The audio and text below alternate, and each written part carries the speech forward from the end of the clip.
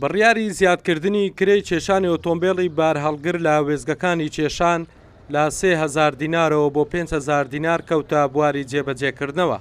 ئەم بڕیارە ناڕەزایەتی شۆفێرانی بار هەڵگری لێکەوتۆتەوە.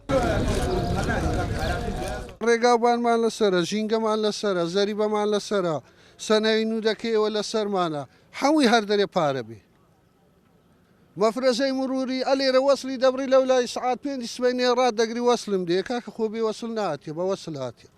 یعنی هەموو کەمینێکت لۆدادەنێتەوە. هەتا سەفەرەکی دەکات سایق چای سوی دەبی ئەلێرە پێنجی بداتەوی.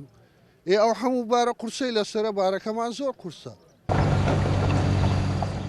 بۆ ماوەی چەند سەعاتێک وەک ناڕەزایەتی دەربڕین دژی بڕیاری زیادکردنی کرێی کێشان شۆفێرانی بار هەڵگر ڕێگای هەولێر گوێڕیان داخست. بەم هۆیشەوە ئەستەنجی هاتوچۆ بۆ هاوڵاتیان دروست بوو.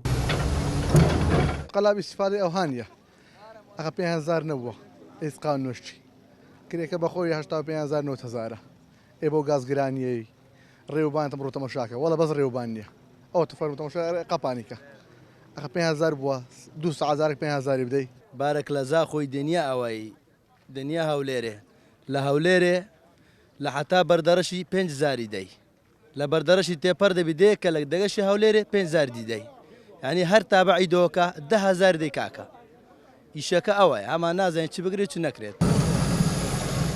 بۆ بە دوواداچوون لە سەرۆکاری زیادکردنی کرێی کێشان لە وێزگەکانی کێشان وەک کورسات نیوز پەیوەندیمان بە ژمارەیەک لە لێپرسراوانی وەزارەتی ئاوەدانکردنەوە و نیشتەجێکردنەوە کرد بەڵام بە بیانووی جیاجی ئامادە نەبوون قسە بکەن.